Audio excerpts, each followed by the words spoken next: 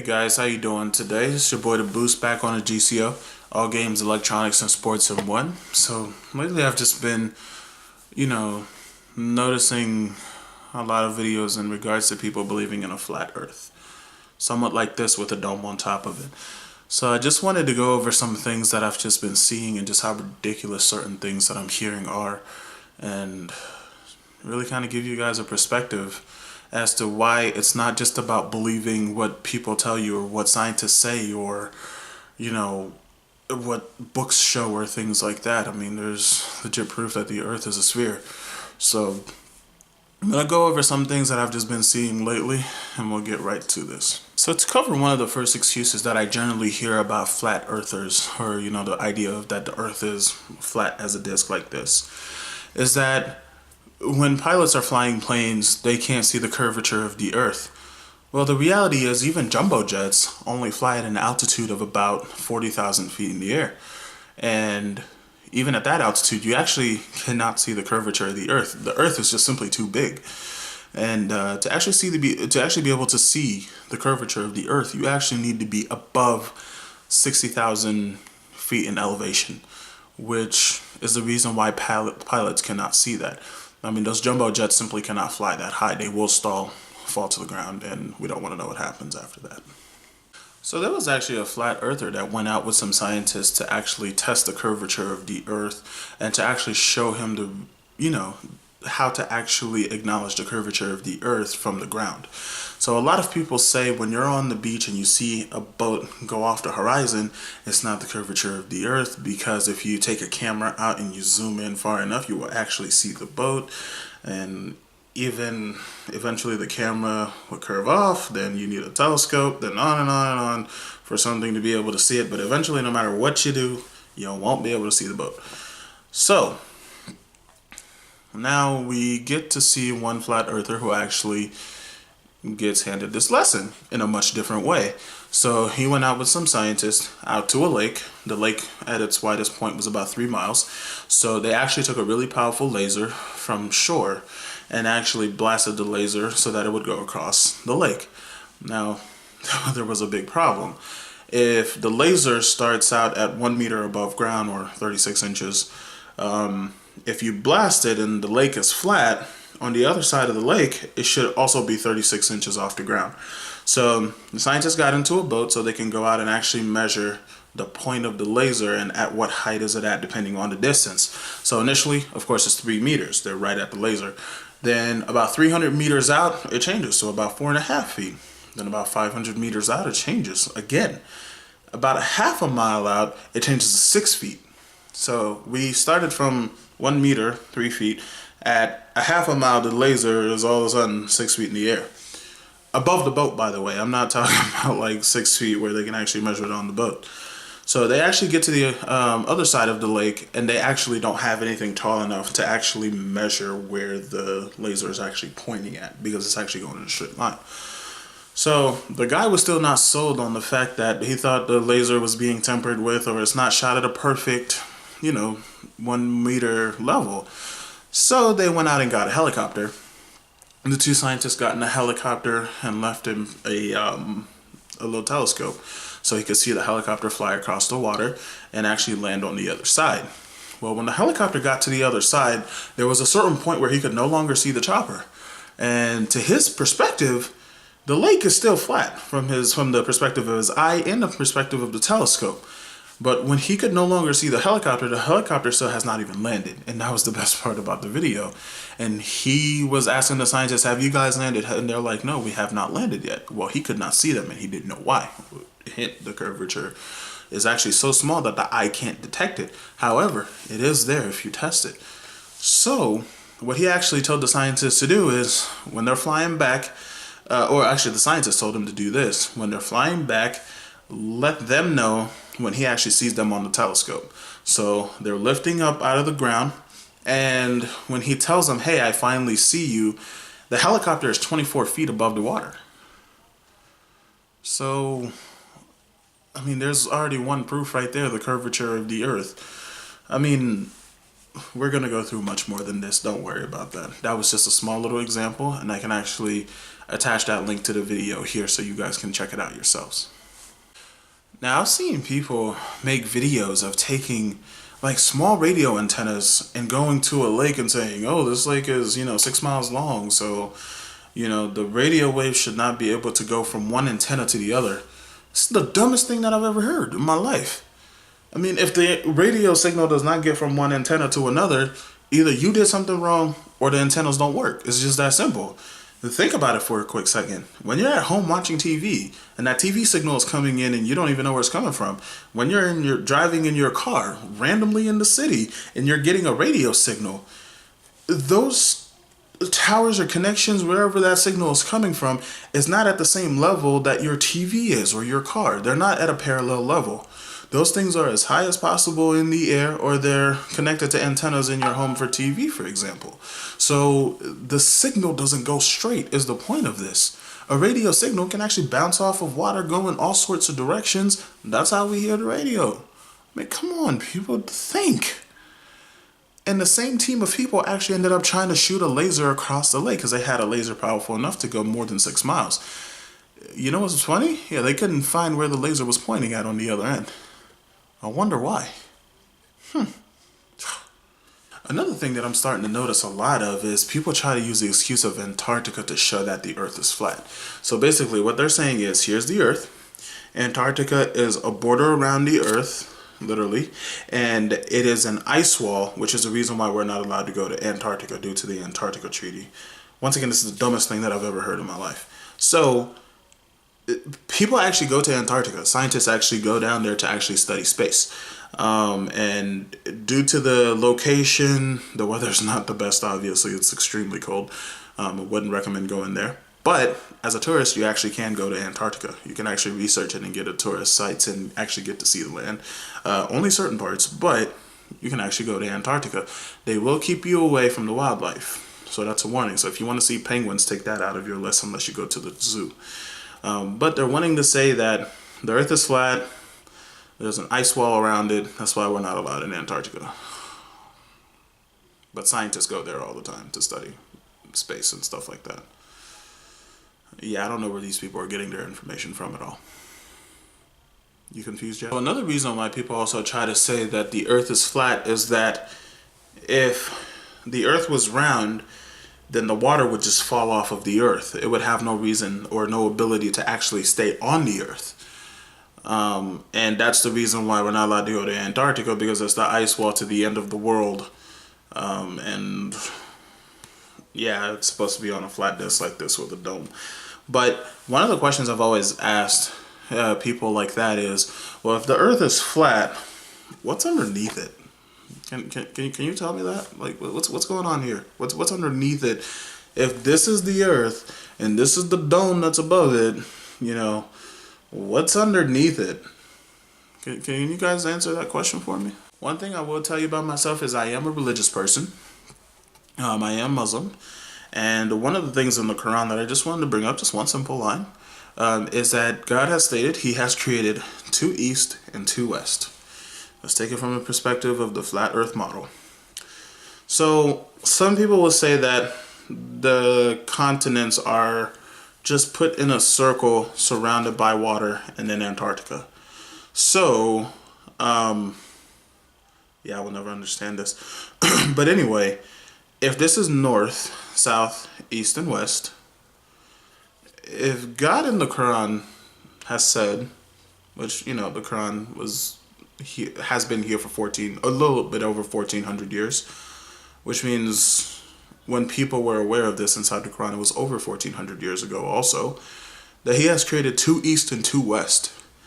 Now, take a disc, north, south, east, west. Now show me the second east and the second west. All I'm saying is good luck. But, because you won't be able to do it. But it's funny because if you have a ball, well, one side can be east-west, then the other side also has an east-west, but north-south actually stays the same. You can actually get on a plane, let's say from New York to like the west coast of Africa, like Senegal. You fly east so far that you end up west. Well, on a flat plane, how do you fly east so far that you end up west. That's still east. Remember, north, south, east, west. So I'm going to start here and I'm going to fly east so far that I end up west. Well, no, but then Africa would be here on your plane. This doesn't make sense. That's the point. Okay?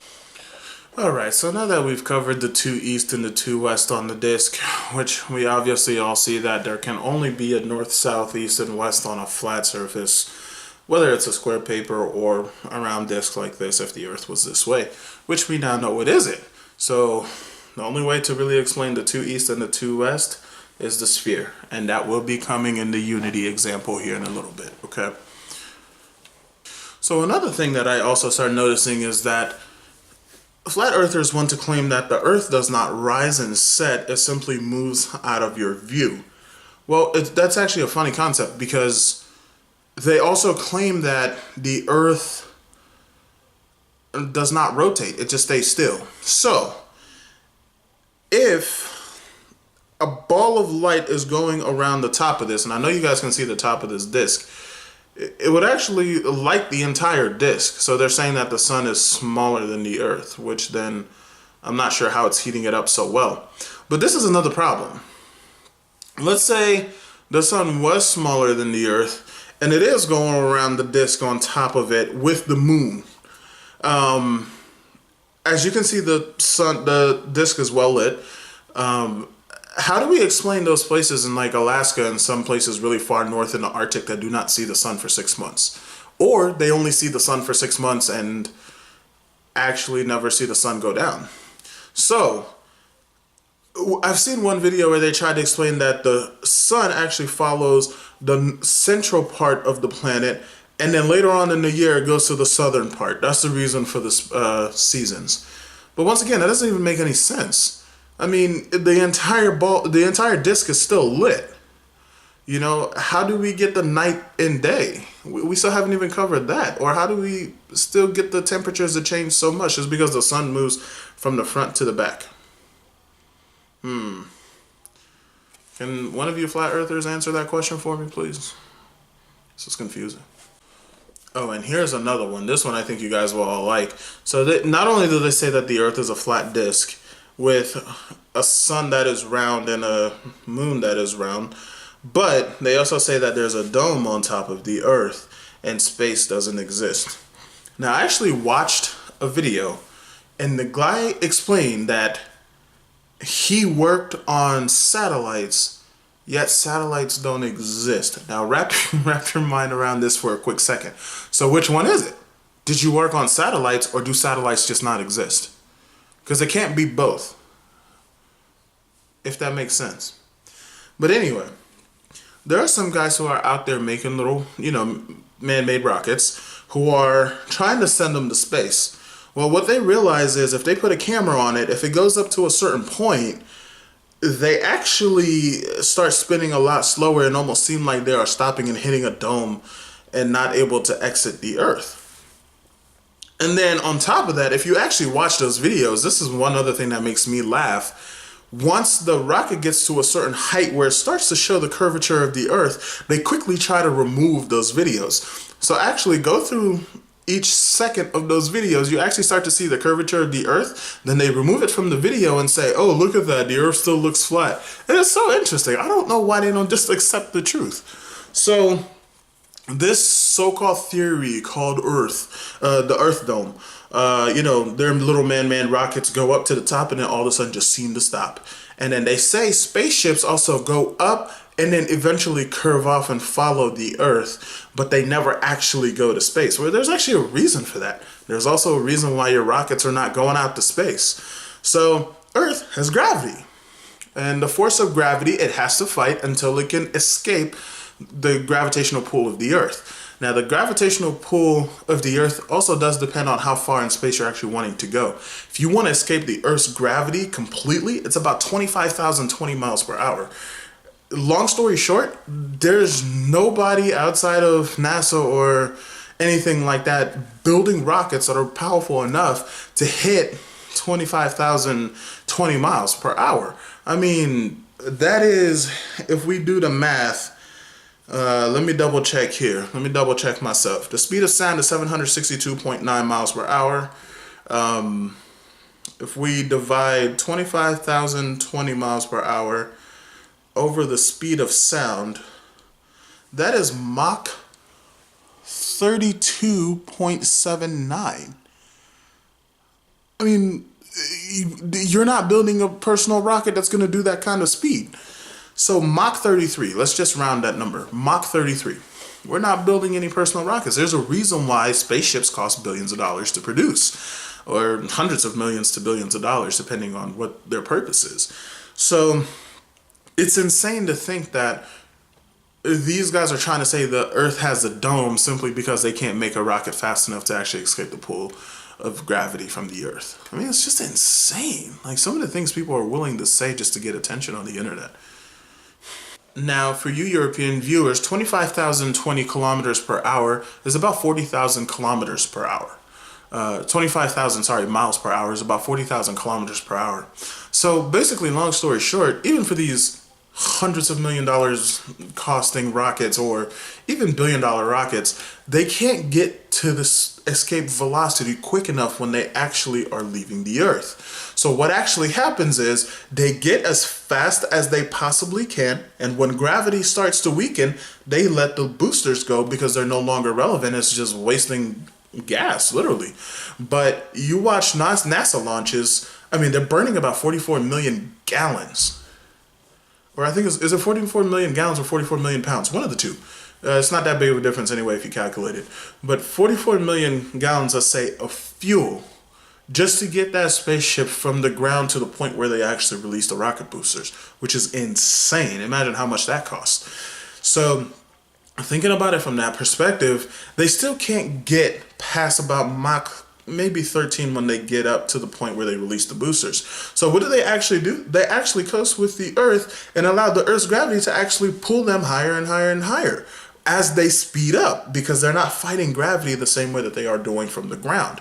Now remember, gravity is not the only thing you're fighting when a rocket is going up. You're fighting drag, you're fighting air resistance, and the weight of the actual rocket itself, which, if we're talking NASA, can easily be over 1 million pounds. Easily.